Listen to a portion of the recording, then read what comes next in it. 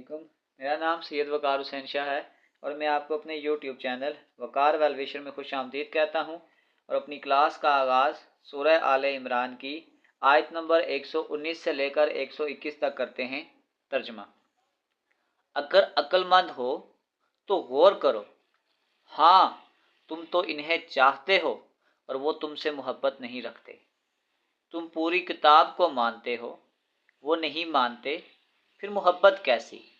ये तुम्हारे सामने तो अपने ईमान का इकरार करते हैं, लेकिन तन्हाई में मारे गुस्से के उंगलियां चुबाते हैं। कह दो कि अपना गुस्सा ही में मर जाओ। अल्लाह ताला दिलों के राज को बखूबी जानता है। तुम्हें अगर भलाई मिले तो ये नाखुश होते हैं, हाँ अगर बुराई पहुंचे तो खुश होते हैं। तुम अगर सब्र करो और परहेजगारी करो तो इनका मकर तुम्हें कुछ नुकसान नहीं देगा। अल्लाह ताला ने इनके आमाल का अहाता कर रखा है। ए नबी, इस वक़्त को भी याद करो जब सुबह ही सुबह आप अपने घर से निकलकर मुसलमानों को मैदान जंग में लड़ाई के मोर्चों पर बाकायदा बिठा रहे थे। अल्लाह ताला सुनने और जानने वाला है। सदक़ल्लाहुल अज़ीम। प्यारे बच्चों, आज की क्लास में एक्सरसाइज 8.1 क्वेश्चन नंबर 6 के तमाम पार्ट्स को सॉल्व करेंगे। तो वीडियो को शुरू करने से पहले कमेंट सेक्शन में लाजमी बताएं कि आप हमारी वीडियो कहाँ से देख रहे हैं और आप किस कॉलेज में पढ़ते हैं। तो चलते हैं अपने क्वेश्चन की जानिब। 6।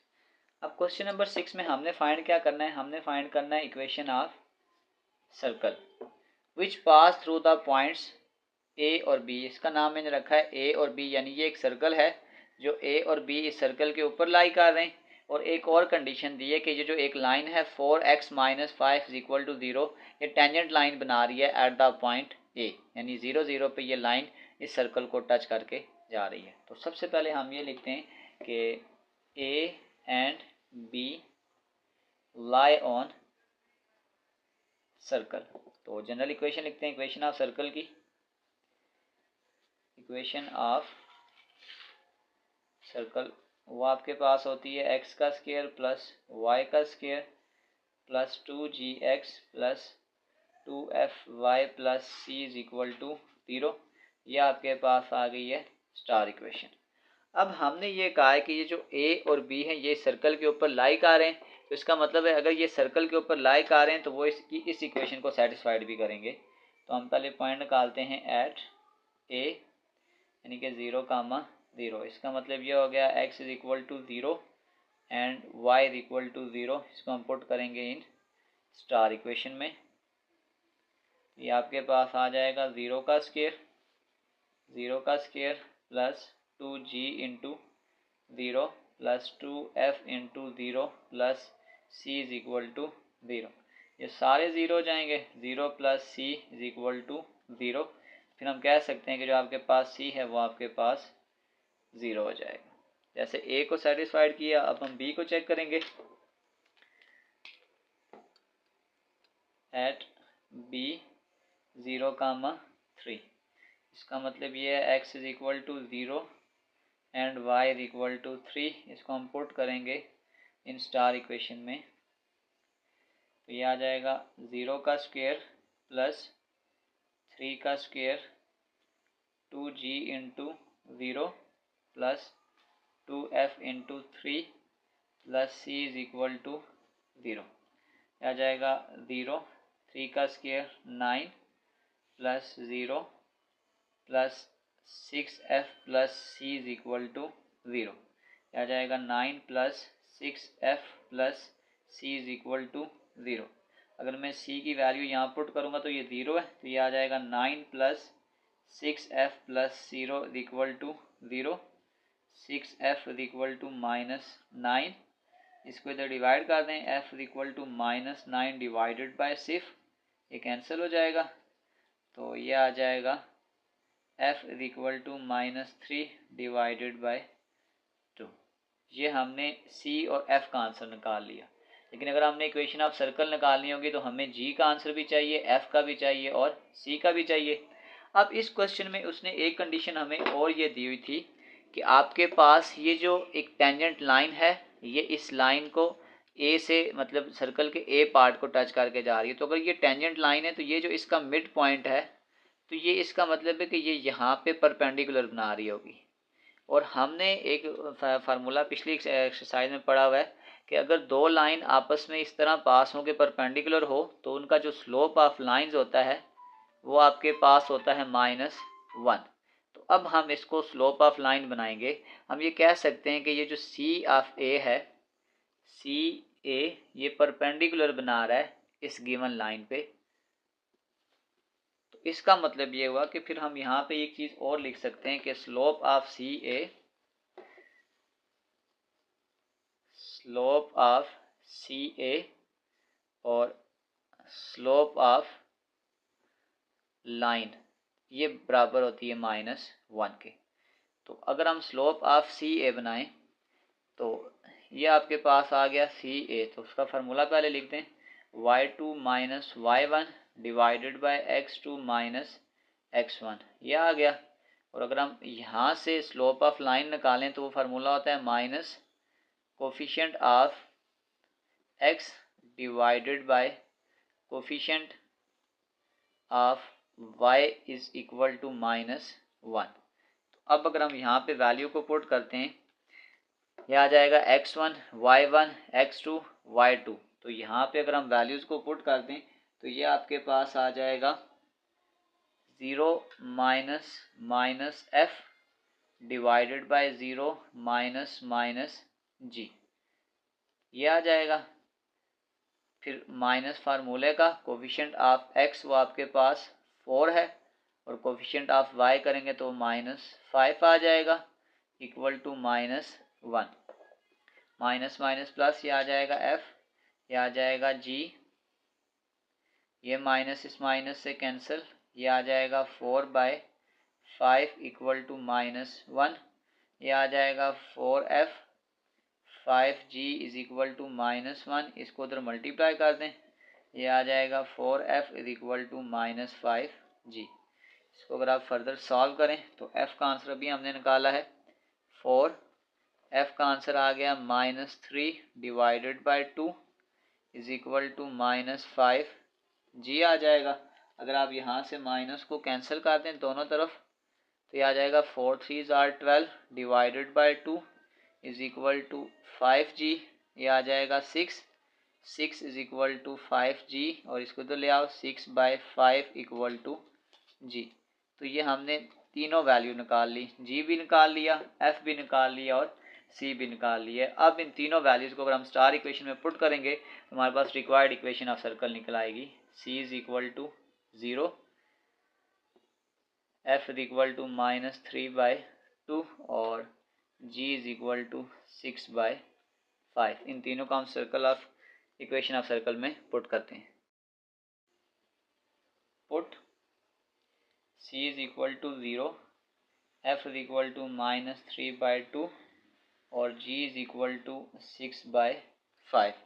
तो जब हम इसको इक्वेशन में पुट करेंगे तो ये आपके पास आ जाएगा x का स्क्वायर y का स्क्वायर प्लस 2, g की जगह आ जाएगा 6/5x प्लस 2, f की जगह आ जाएगा -3/2, y और c की जगह आ जाएगा 0 इक्वल टू 0। यह आ जाएगा x का स्क्वायर y का स्क्वायर 12/5x, ये इसके साथ कैंसिल, -3y इक्वल टू 0। ये डिवाइड में 5 आ रहा है, अगर इसमें 5 को सब के साथ मल्टीप्लाई कर दूं तो ये आ जाएगा 5x का स्क्वायर 5y का square plus 5 into 12x/5 minus 5 into 3y equal to 0। ये 5 इस 5 से कैंसिल हो जाएगा तो ये आपके पास आ जाएगा 5x का स्क्वायर प्लस 5y का square plus 12x minus 15y plus 0 equal to 0।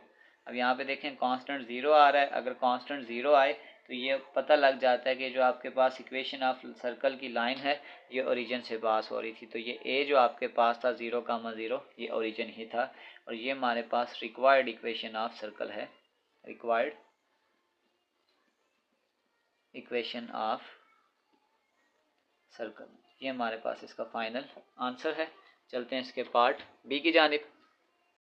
B बिल्कुल सेम कंसेप्ट है, जैसे उसने पॉइंट्स को चेंज कर दिया है और इक्वेशन ऑफ लाइन उसने चेंज कर दी है। तो पहले हम यूँ लिखते हैं कि let A and B lie on circle, कि ए और बी सर्कल के ऊपर लाई कर रहे हैं। तो फिर equation of circle, equation of circle तो वो आपके पास आ जाएगी एक्स का स्क्वायर प्लस वाई का square plus 2gx plus 2fy plus c is equal to 0। इसको हम नाम दे देते हैं स्टार इक्वेशन का। अब हमने ये कहा भी है कि जो ए और बी हैं ये सर्कल के ऊपर लाई कर रहे हैं, तो इसका मतलब ये हुआ कि ये जो पॉइंट है ये इस इक्वेशन ऑफ सर्कल को सेटिस्फाइड करेंगे। तो हम कहते हैं एट ए, अब ए आपके पास है 3, 0। इसका मतलब ये हो गया x इज इक्वल टू 3 और y is equal to 0। Put करेंगे हम इसको स्टार इक्वेशन में। ये आ जाएगा 3 का स्क्वायर 0 का square plus 2g into 3 plus 2f into 0 plus c is equal to 0। 3 का square 9 plus 0 6g plus 0 plus c is equal to 0। अगर मैं यहाँ से c की वैल्यू निकालूंगा तो ये मेरे पास आ जाएगा -9 माइनस 6g। इसको मैं इक्वेशन नंबर 1 का नाम दे देता हूँ। इसी तरह से अब यहाँ पे इक्वेशन नंबर जो पॉइंट बी है इसको भी पुट करेंगे।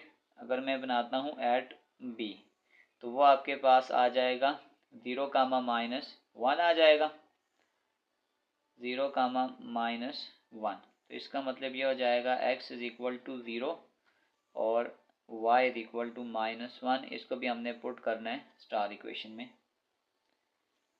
तो ये आपके पास आ जाएगा 0 का स्क्वायर प्लस -1 का square 2g into 0 plus 2f into -1 plus c is equal to 0।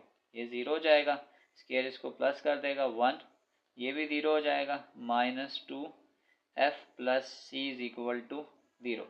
और यहाँ पे c की वैल्यू पुट कर देते हैं ये वाली। तो ये आपके पास आ जाएगा 1 माइनस 2f। c की जगह अगर हम इसको यहाँ पे पुट करेंगे तो ये आपके पास आ जाएगा -9 माइनस 6g इक्वल टू 0। ये आ जाएगा 1 minus 2f minus 9 minus 6g equal to 0। 9 में से 1 निकालेंगे आ जाएगा -8 minus 2f minus 6g equal to 0।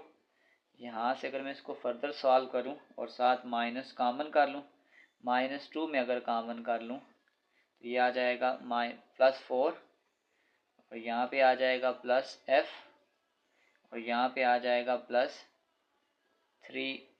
Equal to 0। अगर इसको यहाँ पे डिवाइड कर दें तो अगर मैं यहाँ पे f की वैल्यू निकालना चाहूँ तो वो भी मेरे पास आ जाएगी -4 और -3g। इसको मैं एक नई इक्वेशन का नाम देता हूँ, इसको मैं इक्वेशन नंबर 2 का नाम दे देता हूँ। अब यहाँ पे एक बात फिर याद रखें कि अब इसने एक कंडीशन हमें ये और दी थी कि ये जो लाइन है 3x plus y is equal to 9 ये टेंजेंट बना रही है एट द पॉइंट ए पे। तो अब इसका मतलब ये है कि अगर ये टेंजेंट बना रही है तो फिर ये परपेंडिकुलर होगा। तो फिर हम ये कह सकते हैं कि C of A is perpendicular to line. तो अगर ये परपेंडिकुलर है तो फिर इनका जो स्लोप का प्रोडक्ट होगा वो -1 के बराबर होगा। तो फिर हम लिख सकते हैं कि स्लोप ऑफ सी ए और स्लोप ऑफ लाइन ये आपके पास बराबर होगी -1 के। तो यहाँ पे फार्मूला पुट कर दें y2 minus y1 divided by x2 minus x1। और स्लोप ऑफ लाइन अगर हमने निकालना हो तो फार्मूला होता है minus coefficient of x divided by coefficient of y is equal to -1। बस यहाँ पे आप वैल्यू पुट कर दें। यहाँ पे आपके पास ये x1 y1 x2 y2 तो ये आपके पास आ जाएगा 0 माइनस f आ जाएगा डिवाइडेड बाय x2 वो आपके पास आ जाएगा 3 माइनस ये आ जाएगा माइनस जी। ये आपके पास हमने पहली ब्रैकेट निकाल ली। फिर फार्मूले का minus coefficient of x, x की जगह आपके पास आ जाएगा 3 divided by 1 is equal to -1।